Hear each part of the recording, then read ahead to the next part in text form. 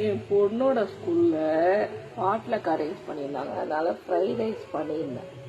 ஒரு 5-6 பேர் சாப்பிட்ற அளவுக்கு கேட்டா பண்ணி கொடுத்துட்டு மீதி நான் சாப்பிட எடுத்து வச்சிட்டேன். மீதிய என் செல்லக்குட்டிக்கு வச்சேன்.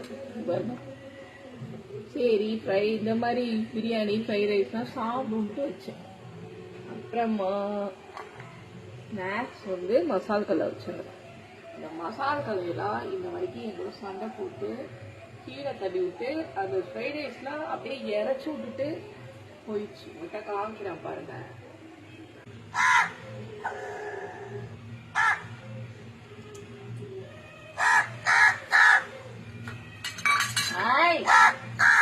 என்னாச்சு? ஏன் தட்டி விடுற? ஏண்டி என்னாச்சு? Rowdy rowdy